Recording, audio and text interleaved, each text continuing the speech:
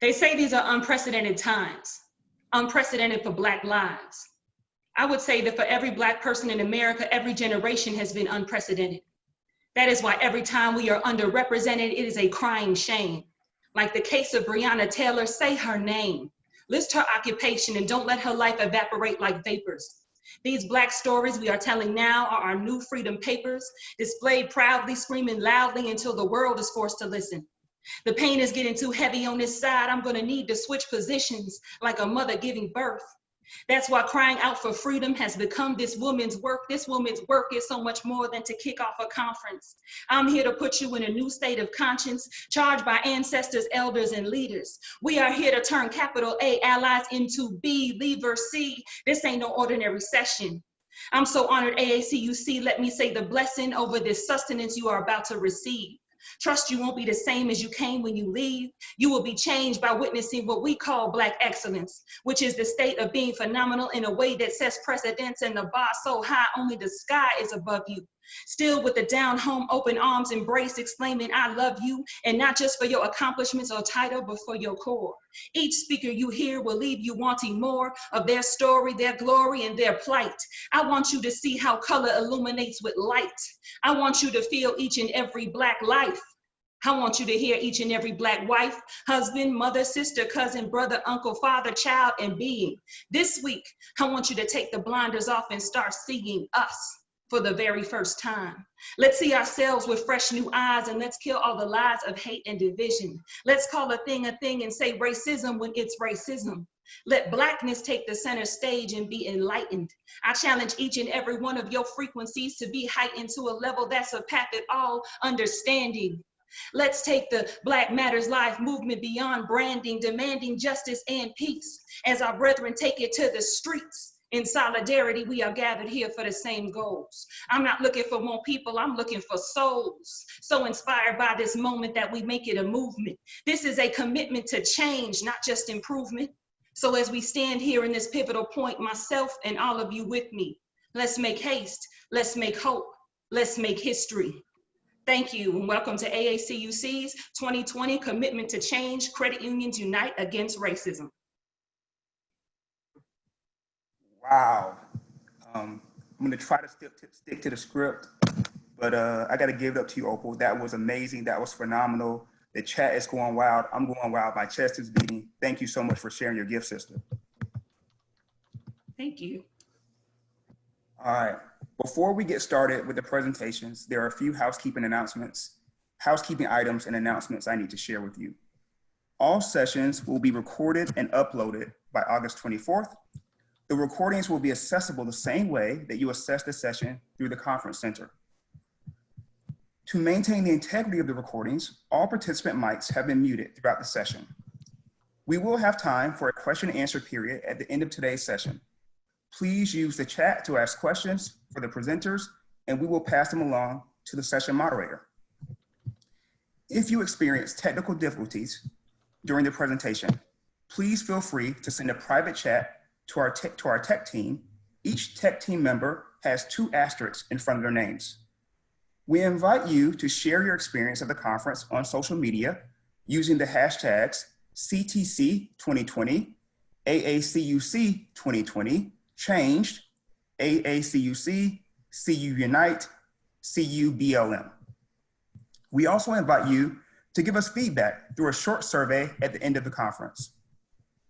Donations to UNCF. On Wednesday, we will present an initial donation to United Negro College Fund during the AACUC annual meeting. If you would like to donate to UNCF, please visit the AACUC booth in the virtual exhibit hall or donate directly on the website. We will continue to take donations throughout the conference and will make a second donation on Monday, August 17th. Our goal is to donate a total of $10,000. Now, prizes.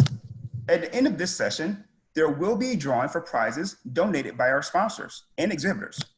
If your name is drawn as a winner, we will contact you to arrange delivery of your prize. Finally, thank you to our sponsors.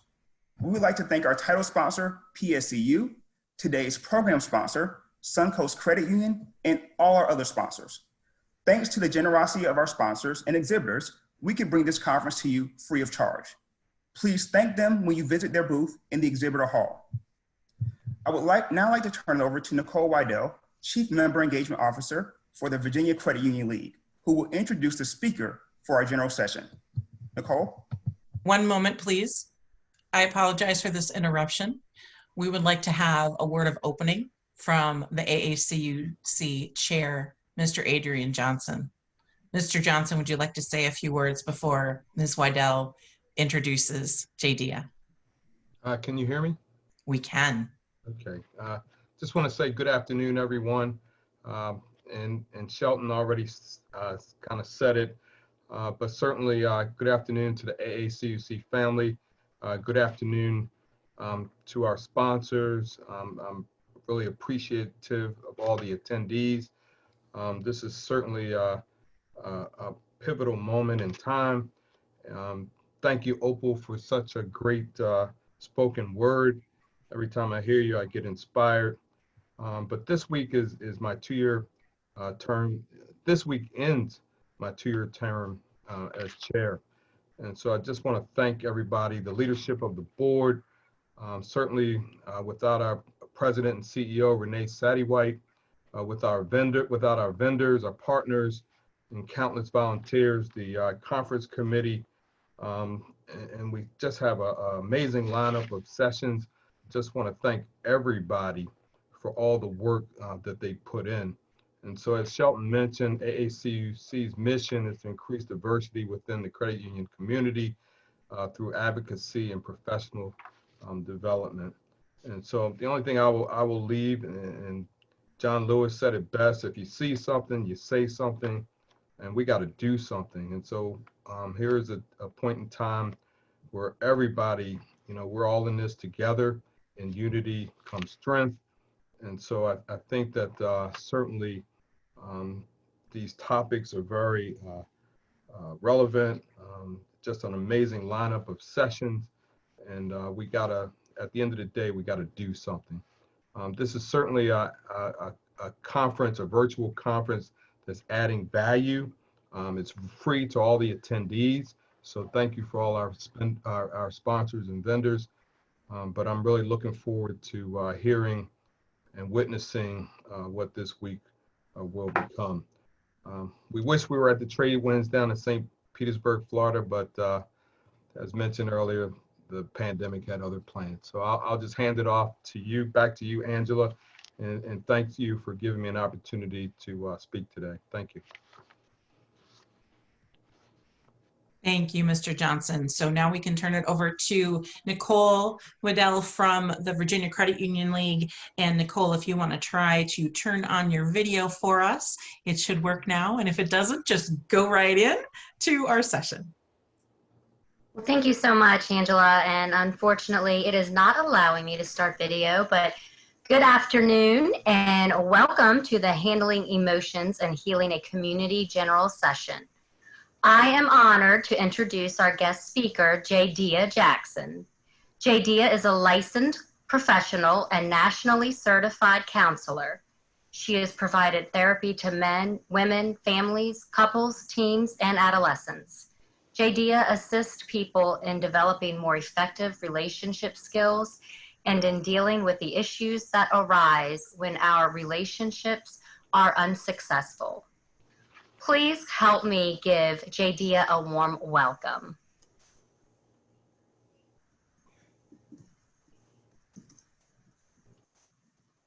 Hello, thank you. Thank you for that introduction. And I am happy to be here. And that was a beautiful spoken word by Opal. I definitely agree. Fresh new eyes is what we need. And I'm glad to be here to start the conversation around handling emotions and healing a community. So if we can move to my first slide.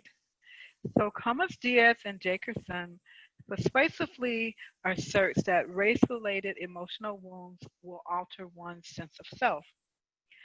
So when people of color relate to others, there's an increased sensitivity to loss due to an invisible emotional wound. And this can be made even worse when those around us reduce our pain, our suffering, and our plight to being oversensitive or angry. But I want you to imagine for a moment, if someone was constantly kicking you in the leg or punching you in the back. However, you had on clothing, so the bruises were not visible. And let's say this person constantly kicked and punched, and then they walked away. And let's say someone else walks up and they did not witness you being punched and kicked. However, they're wondering, why are you agitated? Why do you have an attitude? Why are you angry? And this is it. There's this invisible emotional wound that no one sees that gets played out day after day. Next slide. The Black lived experience is mostly left unacknowledged by white America and corporate America until it becomes too egregious to ignore. As African Americans, we have learned early on to not discuss racial issues in mixed company, which means we usually discuss the discrimination or the racial hurts and slights with other African Americans. Next slide.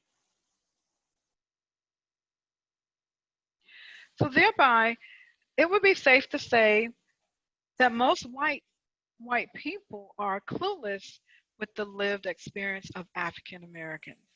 And we wonder, how is it possible that so many don't understand, that so many could be so clueless? But let's face it, talking about racial issues is deemed to be an appropriate conversation, too heavy for white people to deal with. And if it's too heavy for them to deal with, then we tend to not talk about it. Next slide. So here's the thing. In order to have a genuine connection with someone who's different than yourself, you have to be willing to connect and empathize with them. But if you're not able to empathize with their world and their experience, how can there be an authentic connection? It's virtually impossible. Next slide. White people have been taught not to see color at an early age. So thereby, they will make the statement, and I've had this experience of this statement, I do not see color. And often they don't realize, or it doesn't occur to them, that this is dismissal, or it's insulting or racist. My mom worked for Saks Fifth Avenue, and I just happened to stop by, and the other salesperson was white. And I said, have you seen Maddie Jackson? And I said, she's a Black salesperson. And it looked like she took pride in saying, I don't see color. And I was like, stopped. Like, how could you not see the beauty of color? Like, there is beauty in seeing color. Next slide. So what's implied in that statement, I don't see color, is whiteness is the norm, which then allows white people not to see racist, discriminatory practices. It also allows white people it also allows them to stop listening. It allows them to stop engaging, understanding, and participating in change, because they're seeing this blandness, or what to them is normal, versus actually looking to see maybe something else is going on, and this difference is creating a different response. Next slide. So here's a news flash.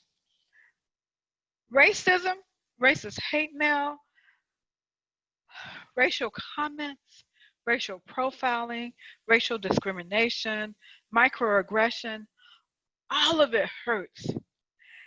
They are very painful to experience personally, vicariously, and second-handedly. But we do what we think is appropriate when it happens to us. especially when it happens and we're still engaging in mixed company, which is to smile, grin, and bear the burden and the pain. Next slide. So I have a quick survey that I would like for us to take. So how do you handle your emotions? How do you deal with your pain? Right now we're going through a pandemic. How do you deal with the social distancing? How have you handled being people being suspicious of you? How do you deal with mistrust? So these are some of the answers that I come up with. Do you cry, feel sad or depressed? Do you express anger? Do you struggle with what to do next? Do you ask for help or see a counselor? Or have you just become numb to it?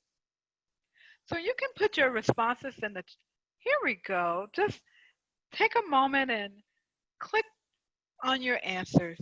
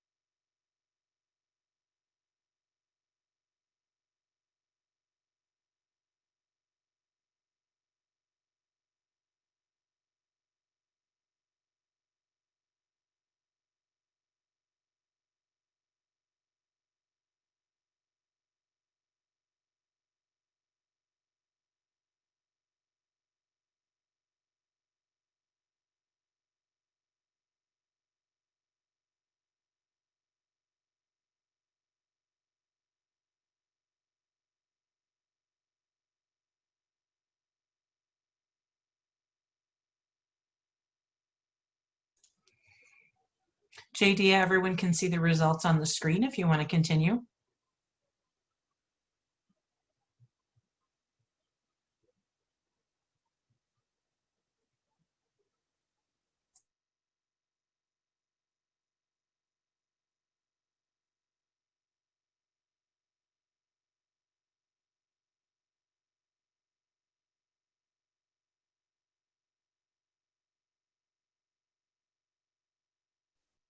So I see that most people struggle with what to do, followed by being numb. And then there's the cry, feel depressed and sad, and express anger. Thank you. Thank you for sharing that. Next slide.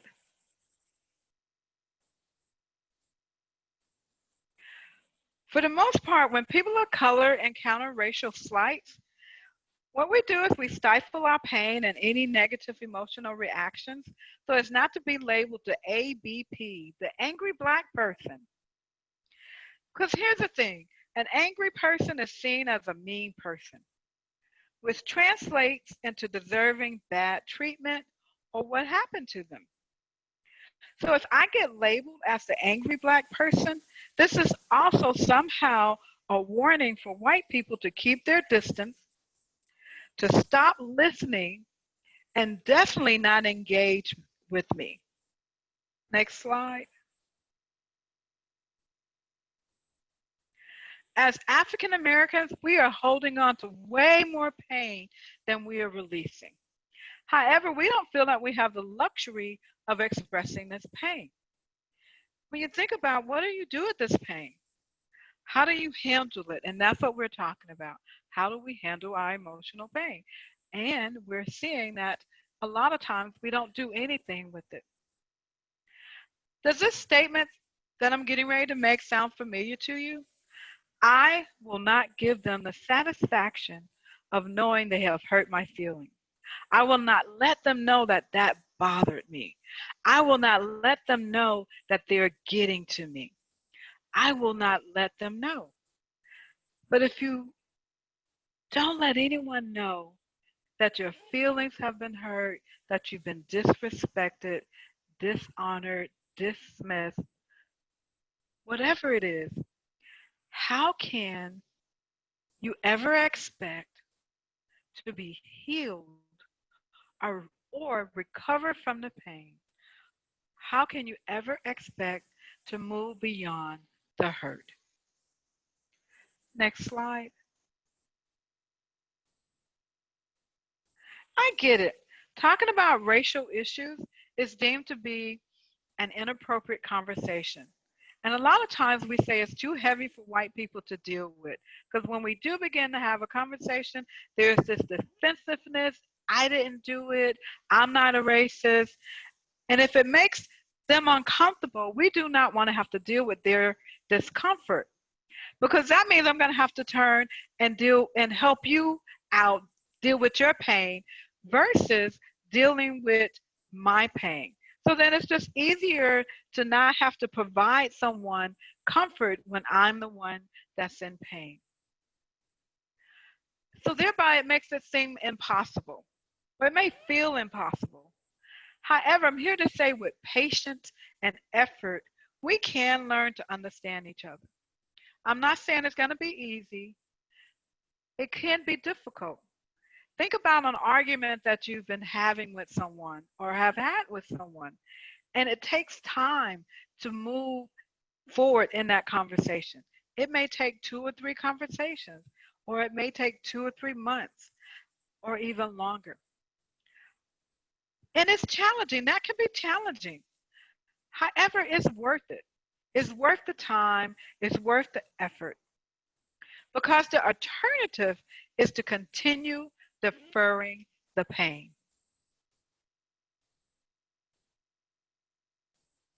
Start my video. What?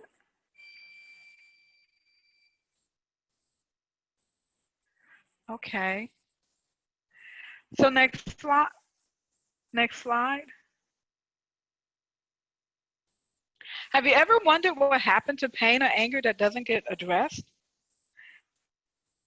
Can any, like, put some comments in the chat. Like, what happens to your anger? What happens to your pain when you don't deal with it, when you avoid it, when you don't get it healed? Like, what goes on? What happens?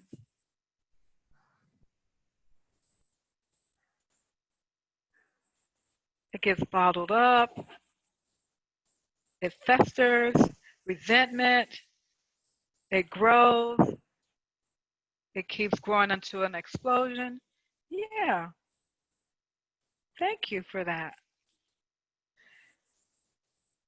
Next slide.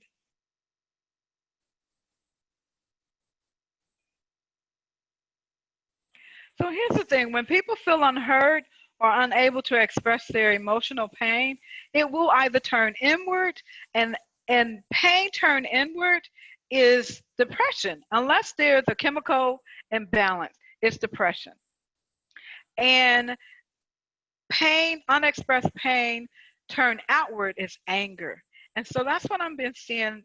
A lot of us have this feeling of anger, explosion, rage. It's not uncommon. Next slide. So here's the thing. You cannot heal what you will not reveal. Unhealed emotional pain, unhealed emotional wounds, hurts, all of it will express itself in your behavior and your attitude. It will show up as mistrust, and it will continue to perpetuate itself over and over again throughout your experiences, in your interactions, and your reactions. unhealed emotional wounds and the associated pain is seeking to be healed and released. And this is a financial institution, so most of you are probably familiar with deferred income. And the thing about deferred income is that it has to eventually be recognized, but it's deferred, meaning you're not recognizing it right now. You're referring it to a future period. Well, it is time to stop transferring the pain to the next generation. It's time to stop transferring this pain to our children, who then, if they don't learn how to deal with it, they will also transfer it to their children. But most of us believe being strong is to show no emotion. To be strong, we believe, is to not let them know that we've been impacted by what has happened to us. However, the opposite is true. It takes a strong person to be able to stand and admit that what has happened, that they've been impacted by, that it hurt, that they felt disrespected, that to be able to show emotions, all of it requires strength because it's going to require vulnerability. It takes courage to live this life, to be open and vulnerable. And the reward for being open and vulnerable and living a courageous life in the face of being disrespected, dishonored, discriminated against, microaggression, to say that hurt. The reward is mental and emotional freedom. The reward is not, the reward is to stop transferring this to our children. The reward is teaching them how to actually deal with conflict. So to assist us in starting the healing process, because that's the second part of this presentation, how do we begin healing the community? The thing that I want you to realize is that healing begins with us. Healing starts with oneself. You cannot heal a community if you are unwilling to heal yourself. Because when you are healed, that's when you can demonstrate and teach and be the stand for healing for everyone else around you. So I have the following questions. Next slide.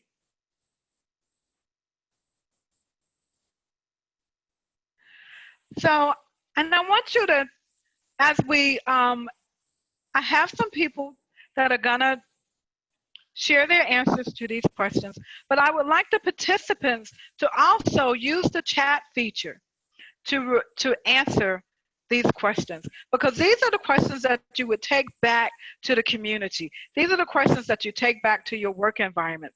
These are the questions that you sit with your children and your family and you engage with them. And these are also questions that we can begin to engage each other in.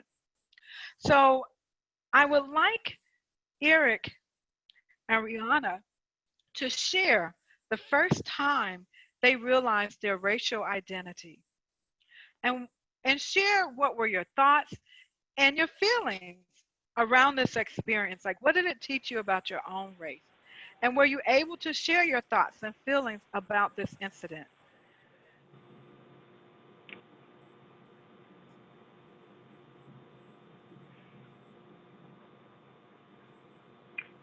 All right, Rihanna, I'll defer to you. Ladies before gentlemen.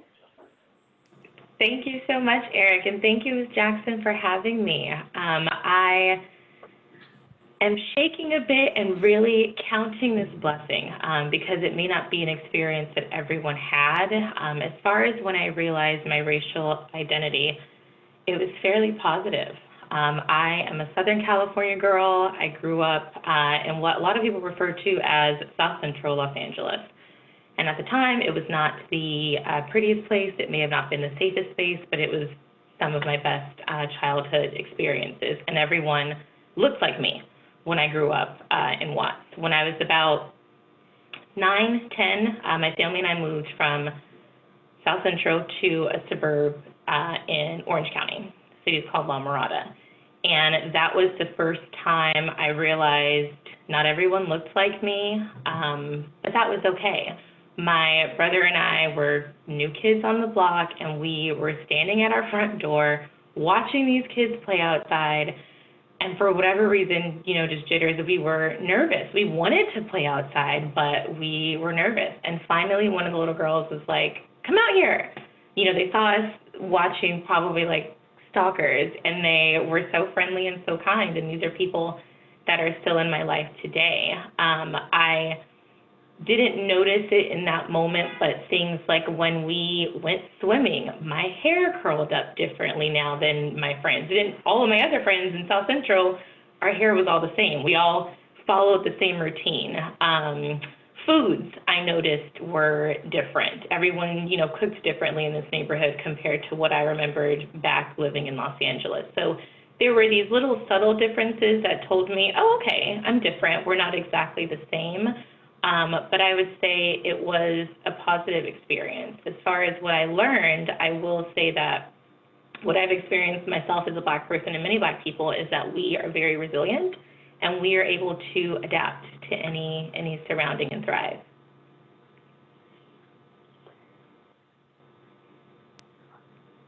All right, thank you. So for you, as you started off saying that your experience was positive, and that, and so when you realized going swimming that was when you noticed, oh, the hair is different. Did you mention that to your parents, or did you just make a mental note to yourself, or? It was more of a mental note. It wasn't necessarily anything that I needed to have a conversation with my parents about. If anything, maybe the conversation was before. You know, Rihanna, when you get out of the pool, don't just go running around. Make sure you rinse off. Make sure you wash your hair. Make sure that you put conditioner in your hair so it doesn't get damaged or break off. You know, there were little to-do things, you know, that my parents, I guess, planted before I went off to do whatever I was doing with my friends. But as far as sitting down and saying, you have to do these things because you're different and this is why, that wasn't a conversation that we had. Okay, thank you. And Eric, what about you? All right, for me, just like Rihanna, it sort of started around high school, college for me, a little bit later. You know, I'm originally from Boston, Massachusetts, but I went away to college at Virginia State University. It's about maybe 30 minutes south of Richmond, Virginia. And, you know, just going there as a freshman, some of the students, we would, since Petersburg, let me just back it up. Petersburg is a Black city, and we were sort of in between Petersburg and a white city called Colonial Heights. So all of the stores that we liked to frequent were in Colonial Heights. So once we would go to these said stores like 7-Eleven, Rite Aid, Walgreens, you know, the happening spots as a freshman in college, you know, we would go there, and they would say that anyone coming into the store with book bags, they would have to leave them at the front of the store. We could not enter into the store, purchase anything if you didn't leave your bag. But people in the neighborhood, they could go into the store with, you know, for a woman, you could have a purse, preferably, you know, like white women going in there. They could have large bags, and there was no issues with them. So I'm thinking, because I went to a historically Black college, and, you know, that they were racially profiling the students from my school. So, you know, as a freshman, I recognized that and I identified that, and I said, wow, this is blatantly racist. But I really didn't say anything or mention anything to anyone until maybe my sophomore year in college, when then I said, you know what, this has to stop. And I really partnered with the Student Government Association with the school, and, you know, I realized that a lot of the students had some of the same concerns that I had with this. And what we did is we had meetings with the Commerce Department with Colonial Heights.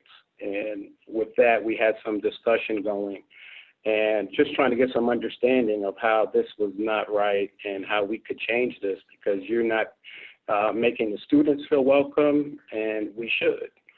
So with that, you know, we were able to get some things accomplished, and we were able to have them waive their rule that you would have to leave your book bag at the front of the store before you would enter in. So I thought it was very positive with some of the things that you can do to institute change when you have communication.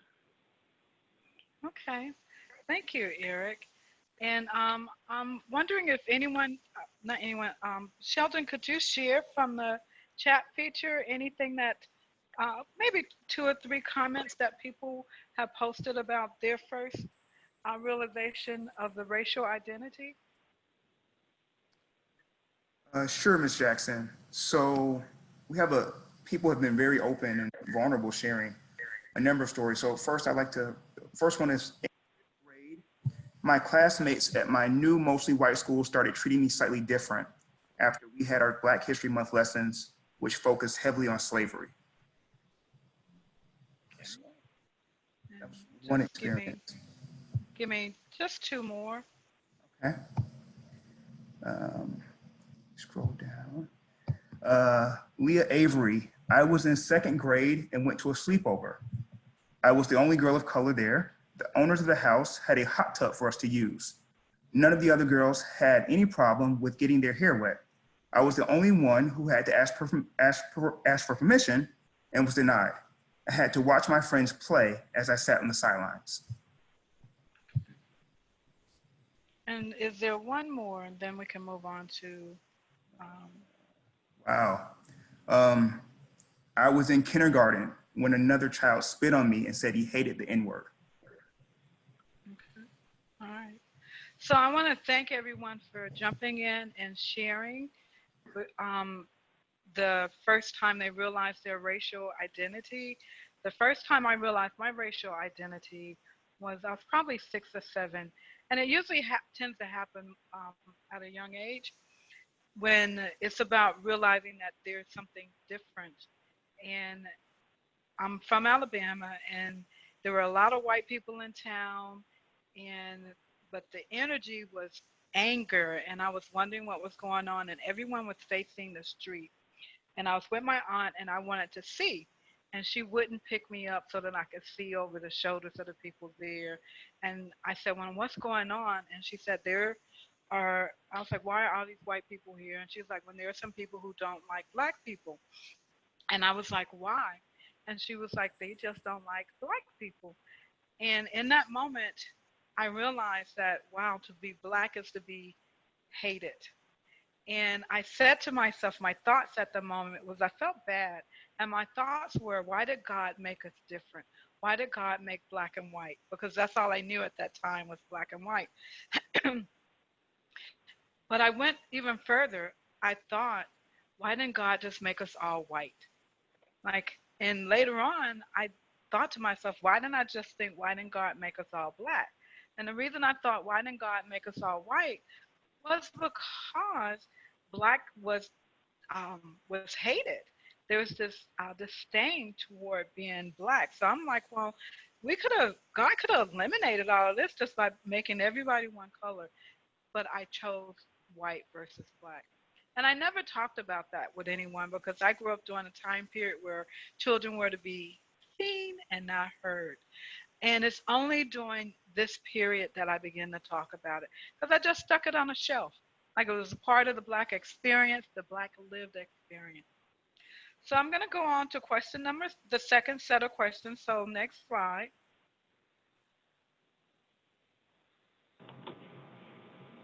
So Eric had already begun to talk to us about having the experience of racism and the dehumanization of that.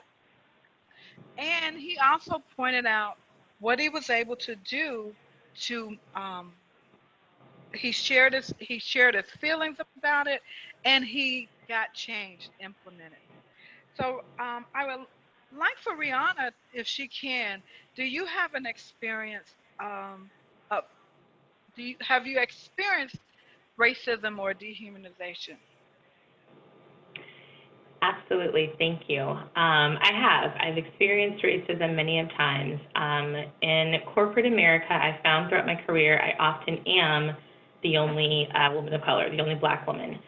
And I was working for a credit union at the time in a branch, and these group of women had come in with their mother, who was older. They were having some issues on their account, some family issues behind it. I wasn't assisting them. I was watching as another rep was, and they were very passionate. People would often label that as the angry Black woman, but there was passion behind their feelings. They were loud. They didn't have the nicest things to say. Kind of made a scene in the branch, if you will. Their problem got settled. Everything was fine. Again, I was never helping them. I'm just the Black girl in the office. And my boss found it necessary to come up to my desk and whisper to me, next time your aunties come in here, can you have them tone it down a bit? And I just froze. And as far as the feelings, silence is the first one, because like your slide earlier, you don't want to be labeled as that angry Black woman, the angry Black person. I felt in my right to feel angry, to feel offended, but I just smiled and fake laugh, chuckled it off, and went on to deal with my feelings on my own. And in that scenario, I found it very hard to talk to anyone about because my peers at work didn't look like me. So again, I couldn't express my feelings in this situation toward them without again being labeled as this angry Black woman or sassy. That's another word I hear all of the time throughout my career. And it's hard. I've gotten older and I've grown and I've gotten better at dealing with scenarios as they come. But in that time, silence was the only thing I felt that I can go to. That was all I had. Okay. Thank you for sharing that. And you're right, when these things happen, it does silence us in that what is our reaction? How can we respond?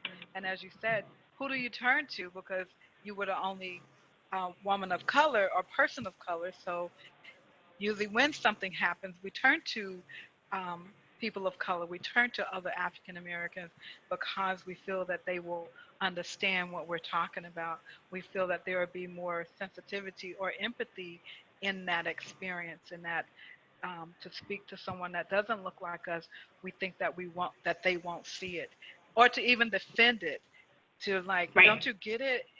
And that can be disheartening. Yeah. Thank you for that. Next slide. And as I said, as we're going through these questions, as they show up, because we're going to leave the questions on the slide, we definitely want the participants to feel free to answer and share your responses. And I will turn to Sheldon at some point and ask him to just check in and share with us some of the comments that people are being brave and courageous to share. So I want to turn to Celine, and excuse me if I mispronounced your name, but I want you to share with us a time in your life, either in your family or at work or school, where something racist happened or something that reflected internalized racism, and share what was your reaction, what emotion did you experience? And I want you to identify the main message or messages that you learned from this experience. Yeah, happy to, and thank you all for inviting me to the opportunity in the conversation. I think the incident that I would point out definitely reflects what Rihanna brought up earlier. This idea that you grow up during your youth and you're used to a certain community. So for me, that was the Central District of Seattle, which at the time was predominantly Black, predominantly people of color. And then when I was about 10 years old in the late 80s, early 90s, my mother took me to Federal Way, which was predominantly white at that time. But we, for one reason or another, lived in the part of Federal Way that was much lower income and more Black, and went to a predominantly white school. And I remember many instances from 4th grade, probably all the way till about 7th, 8th grade, being in class, being at recess, being on the bus, and not really having many friends that were white, but getting just the interrogation and the questions from white kids around, you know, why my feet and my hands were so big, or why my nose was so broad or my lips so full, or why I was darker than them, or when I had hair, why it was so nappy. And they just couldn't fathom it because they had never seen anything like me. And it was one thing to be taunted by white kids. It was another thing to then be taunted by your peers who you knew were people of color. But at that time, they might have been more fair skinned. They might have had curlier hair. They might have even had features that looked predominantly white, but you knew that they were Black. And they would laugh and taunt along with the white kids.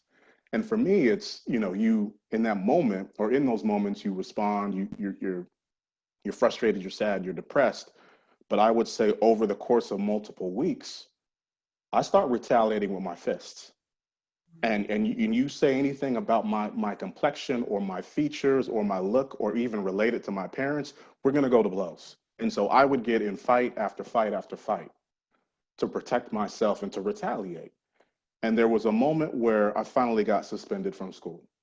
And I sent home, and my mother is home waiting for me to, you know, probably reprimand me for getting kicked out of school. And she asked me, like, what's going on with you? So I'm like, why are you so upset? And I said, Mom, I hate this place. I hate living here. I hate these white folks. And I hate being Black. Why are we here? And in that moment, I remember her not like comforting me, not even like being able to say, Sol, you need to change your attitude. But in that moment, like she cried. And she like had this outpouring of feelings that you could see that in adulthood, she was still wrestling with the same issues. Like she was still judging her dark skin, her nappy hair, her features every day at work in her life. And she was coping through, you know, with depression, with alcoholism, with many things, but she didn't even deal with it.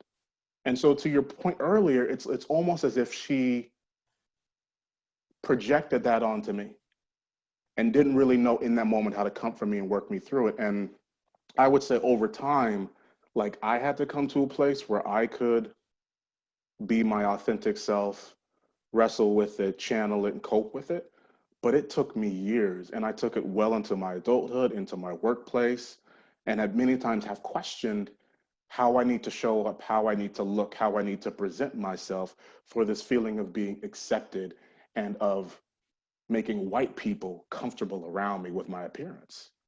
And it all, for me, really was rooted in that moment where I think it's less about what the white folks were saying to me specifically, but it's more about that internalized oppression and racism that's showing up in my own mind and body that reaffirms what they're saying, that reaffirms the ideas that they hold, that makes me have self-hate and self-doubt, or my mother have self-hate and self-doubt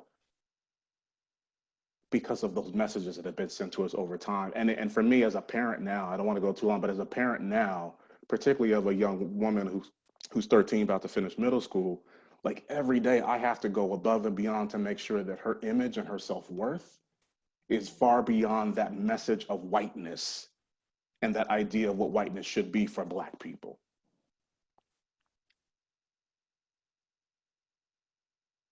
Wow. Thank you so much for that. That was very powerful. And I felt the pain and the anguish of that experience of you in that new community, the being teased and taunted more so by other people of color versus the white. And that's very painful. And I'm really sorry that it happened to you. And I just want to briefly share because I grew up in the 60s. And so I'm thinking we've come a long way in my mind. And I was talking to my nephew, and he was probably 12 at the time, going on 13. And he said, I'm going to marry me a white girl. And I was like, okay. And then, but he thought in my mind, I'm saying, okay. But then he followed that statement with, because I want my child to have good hair. And in that moment, I'm like, where did that come from? Is what I'm thinking. How is it that we're still dealing with skin color and good hair, bad hair? And I'm wondering where did he get that? Because I'm thinking he's of a much younger age, and I'm just thinking there's way more positive images and role models within the media, within the magazines, and this is what he said.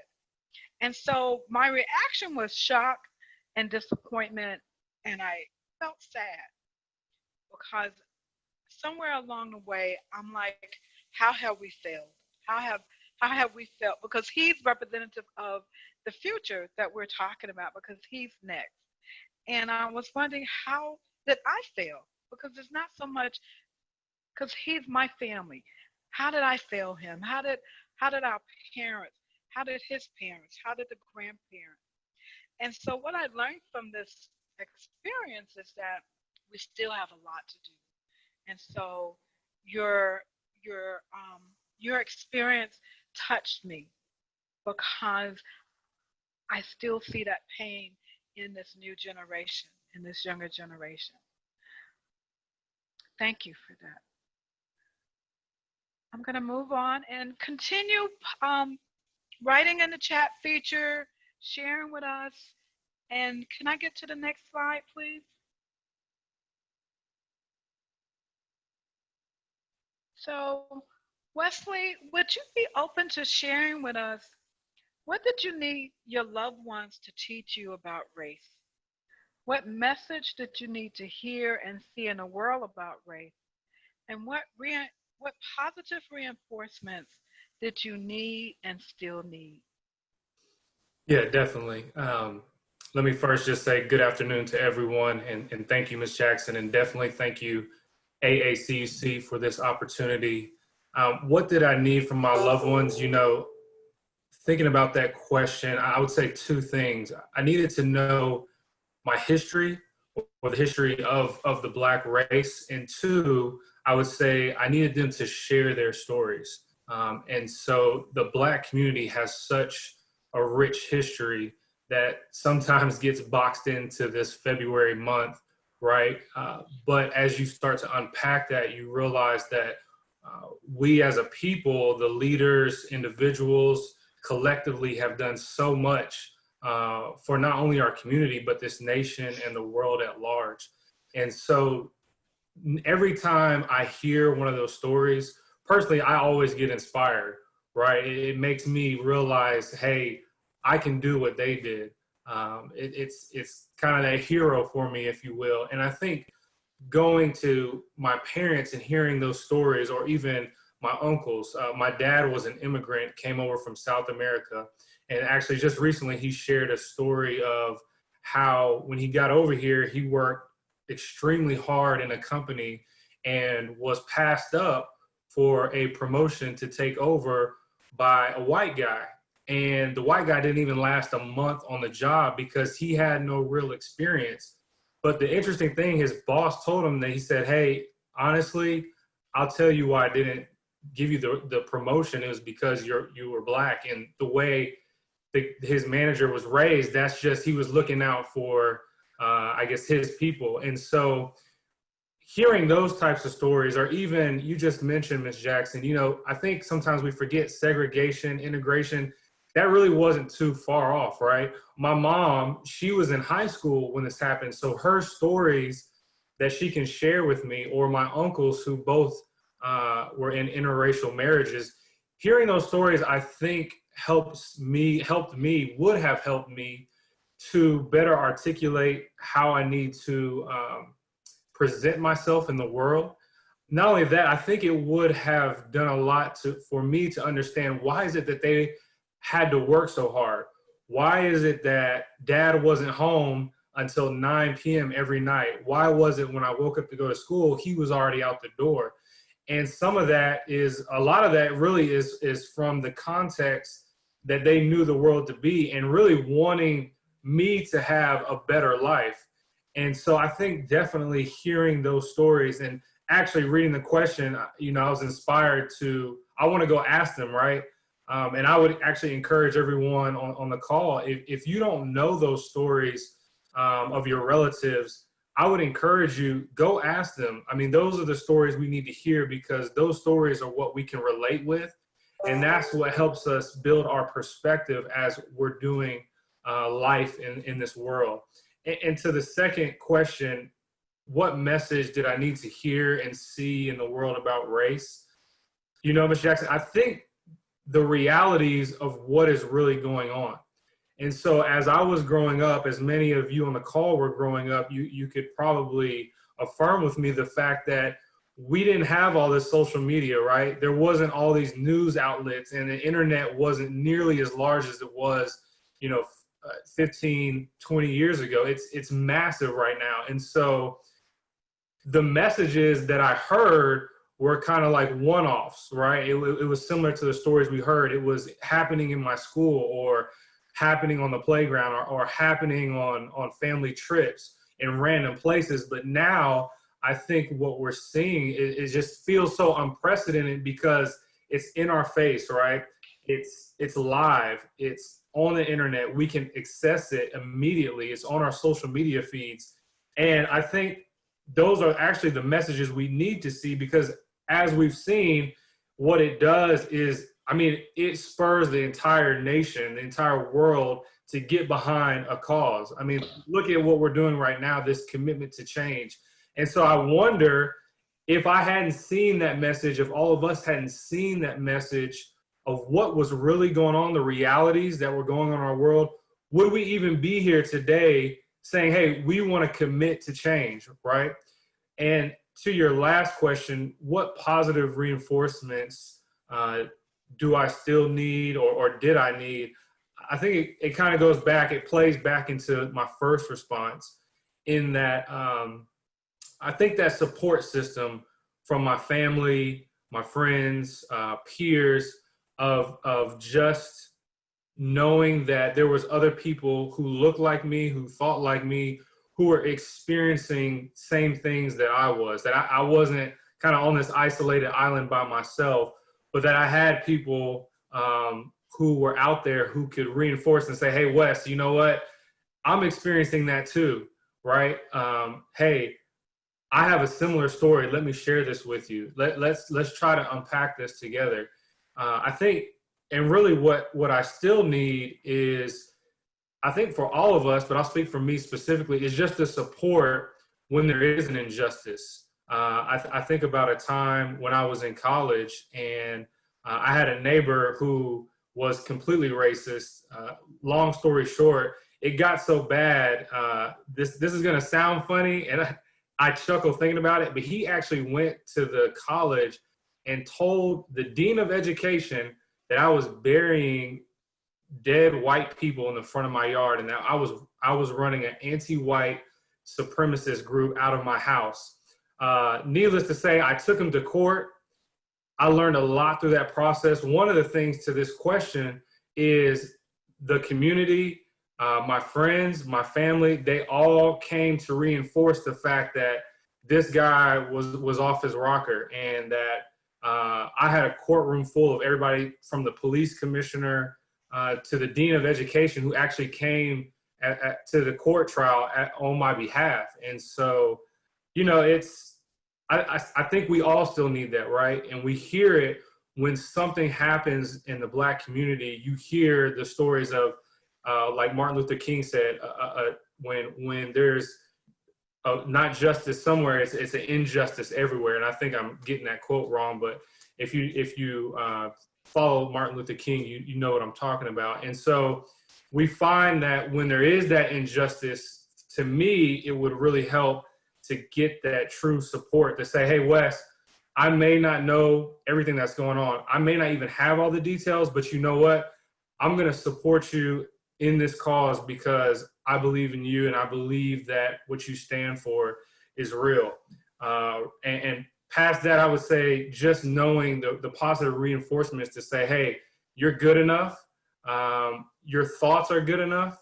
You're more than what somebody says about you. You're more than what somebody labels you as. And so all those things collectively, I think, are true positive reinforcements that I did need, but definitely still need as we continue on into these crazy times.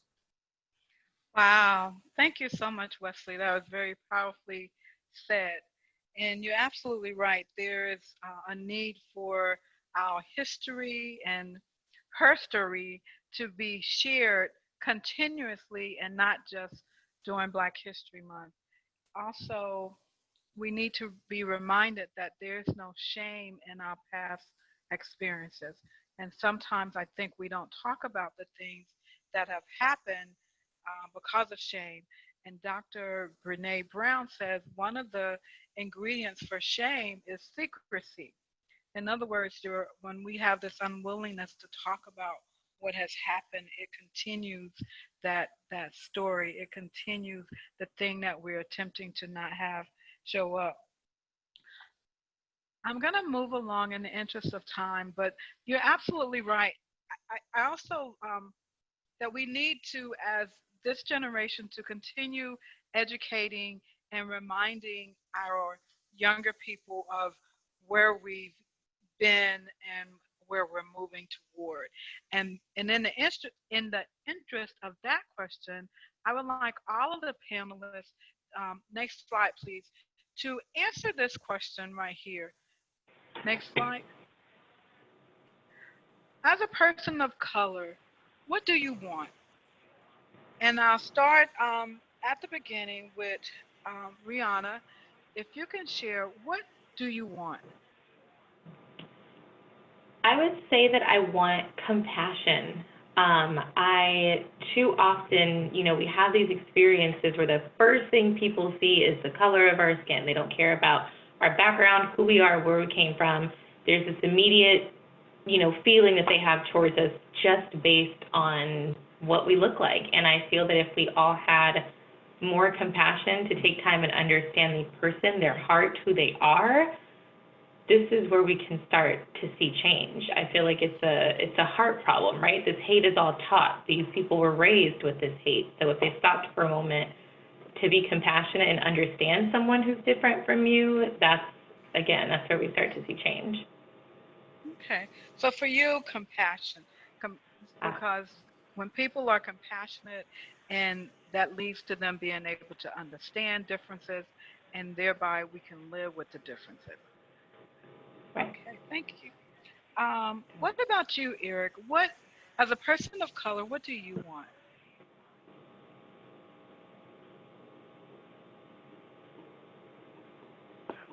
I basically just want us to become more organized as far as when we protest versus rioting and looting, because there will be more incidences that will happen to Black people. So I just want us to be strategic and organized. I mean, just last night, I live in Chicago, there was looting last night.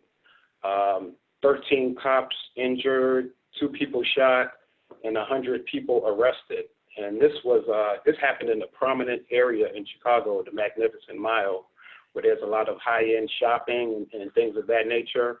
And they said really what happened is it stemmed from a cop-involved shooting early on in the day.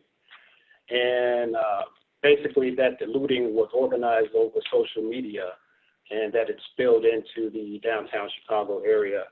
I just think sometimes, we could just channel our energies and channel these things into the local grassroots organizations that have an ear for the city officials and state officials, and then we can just become more effective than just every time something happens to us, we just sort of go into this rage and fury and really not accomplish anything, in my opinion.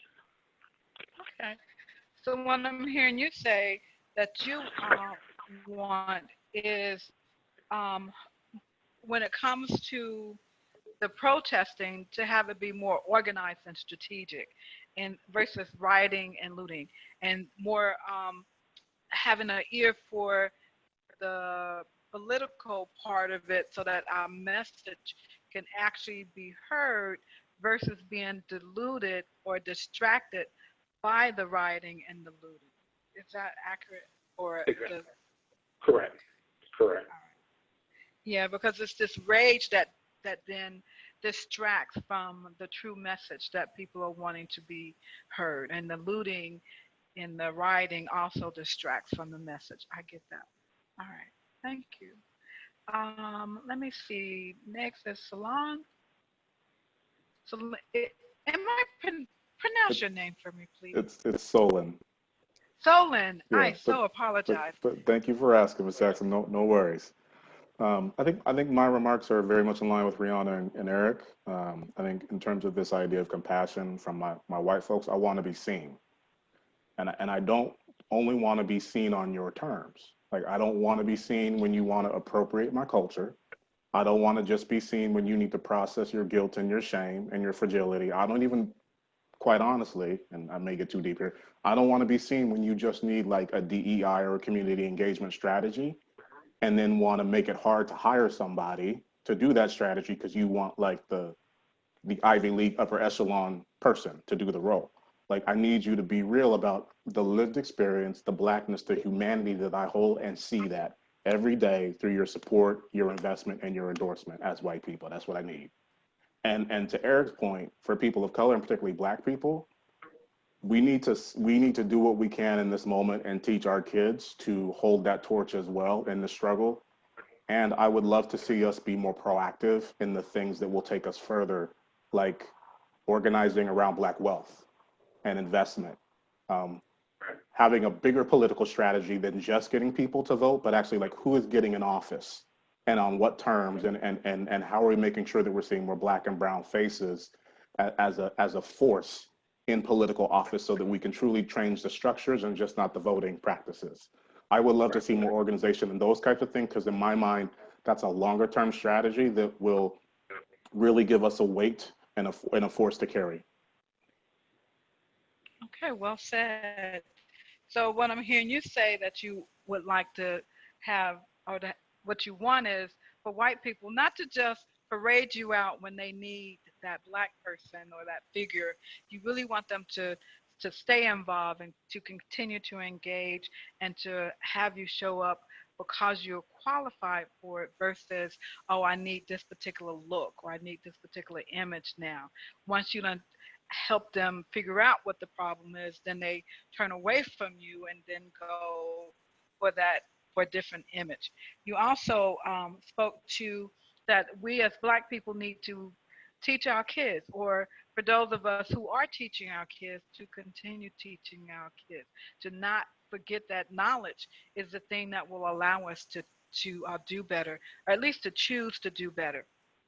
And you can't really change something if you don't understand what it is that you're trying to change, and you can't change something if you don't understand yourself, because it always begins with oneself.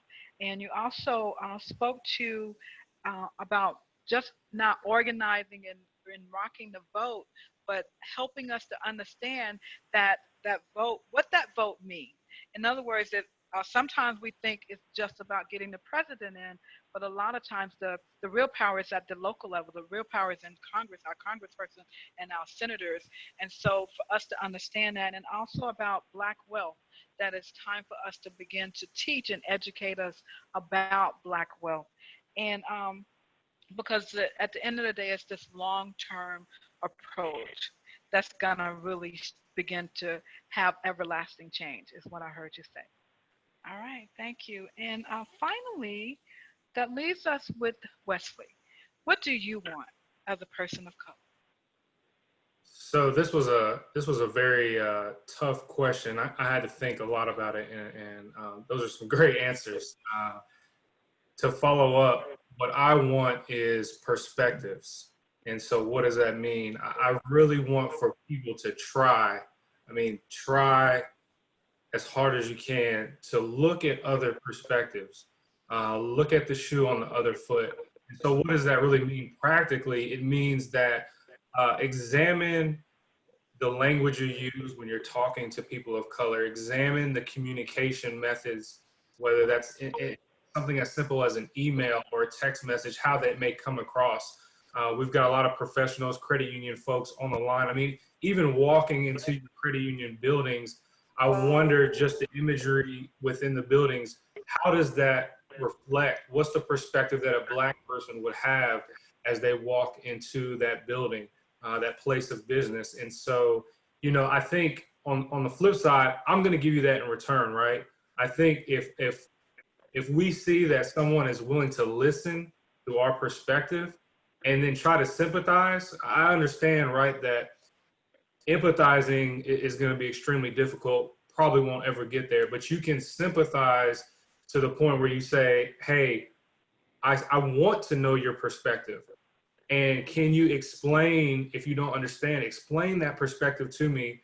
So not only can it help me in my individual life, but perhaps I can take that back to my family, my place of work, wherever it is, and say, hey guys, you know what, I think we're missing something here. I'm talking to my Black friends and I'm realizing like my perspectives, our perspectives are all off right now. And we need to do a shift in how we think.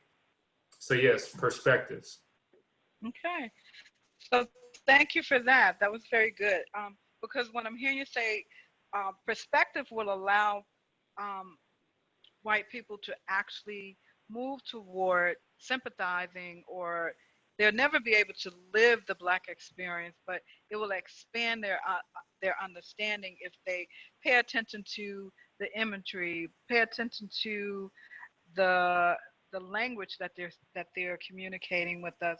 If they begin to examine all of that and just begin to look, versus thinking that there is no need for diversity because everybody is we're all human.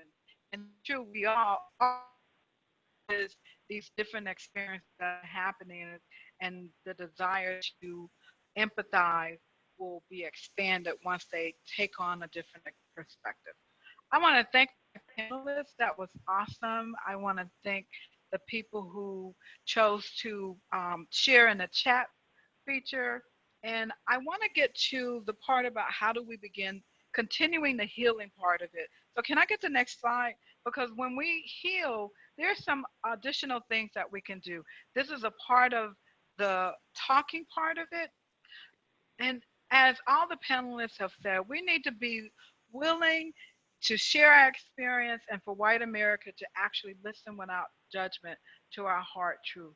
In other words, it is time for them to stop being defensive and saying they're not a racist or they got a Black friend. We really need you to stand in this place of openness. Next slide.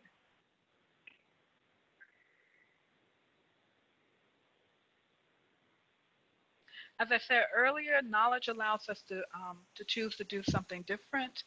And knowledge also has the power to heal emotional wounds. And when you're ready and willing to feel it, you can heal it. The most important part of healing is this willingness to be healed. And as our panelists have demonstrated, that willingness, that's what to look at, the willingness to talk. And the other part of it is the willingness to listen. Next slide.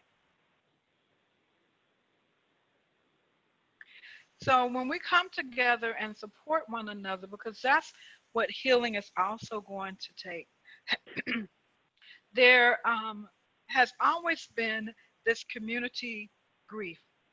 And I'm sorry, I got a tickle in my throat. And so throughout the healing process, we will have to remain committed to this acronym of healing, meaning being honest. Honesty is essential. We cannot heal if we're not willing to tell the truth about our experience.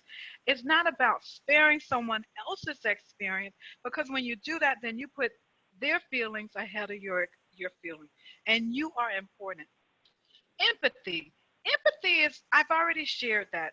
In order for you to empathize with someone else, you first have to know who they are. You cannot be detached from other people. And our ability to be honest about our experience, it really brings it up close and personal for our white friends, because now they will go, this isn't something that they're seeing on television.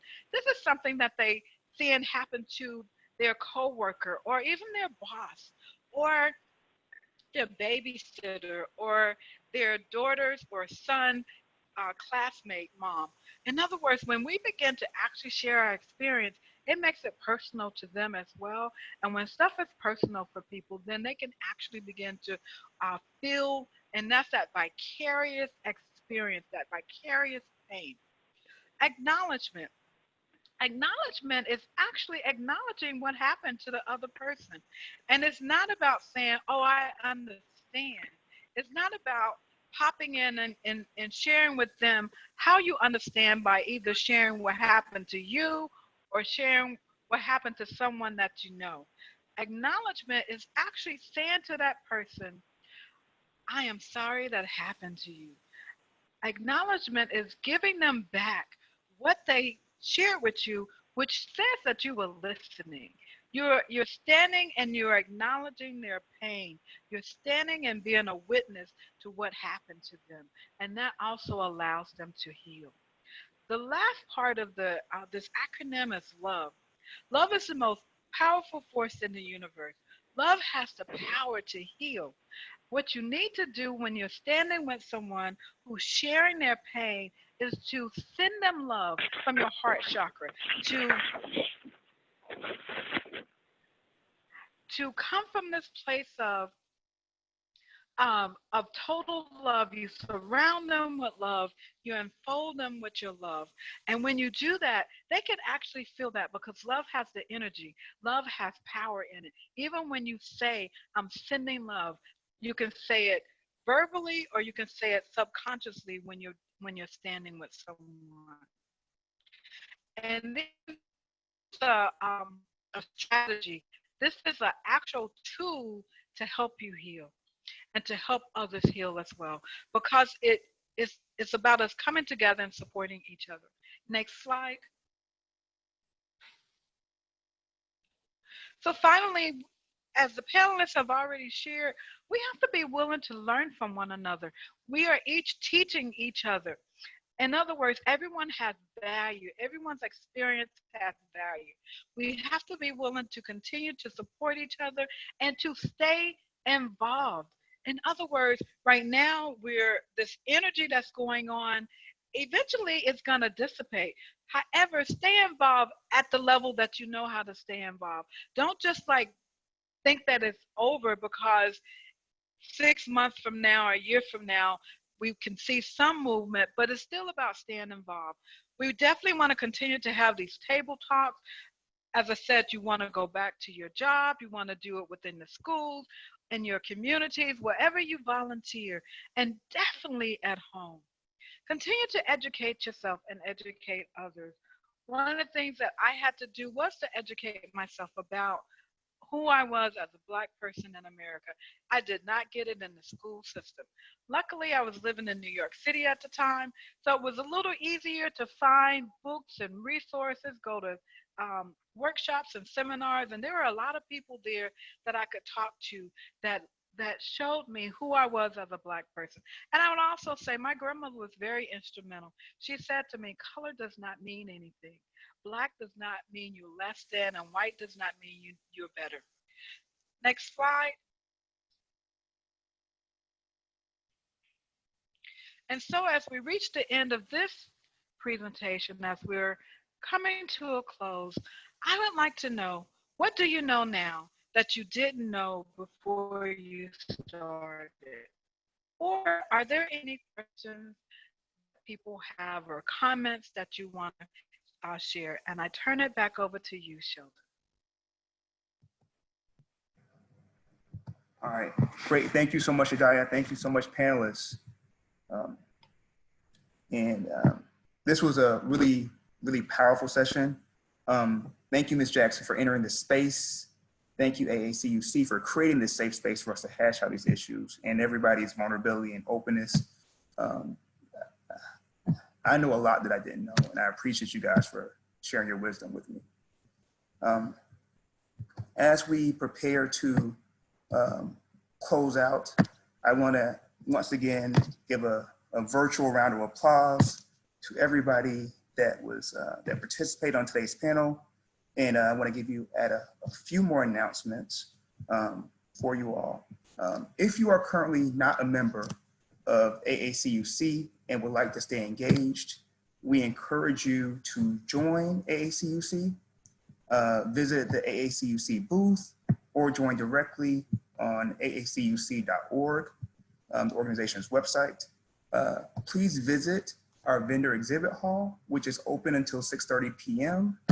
The Young Professional Summit mental health event begins at 5 p.m. The women's chat discussion at the corporate table and men's chat on reflection start at 6:30 p.m. The AACUC After Hours Networking in the Digital Era special event starts at 7:15. We look forward to seeing you at one of these events, folks. As you can see, the conference planning committee went all out, right? They took the virtual ball and ran with it. So let's support these folks. We truly appreciate you joining us for the day one of the Coalition's Commitment to Change Conversation Series, virtual conference. We hope that you were inspired, I know I certainly was, and empowered to make a difference. We encourage you to keep the conversations going tonight and tomorrow at your organizations and on social media with our hashtags. Thank you again for your support, and we will see you soon.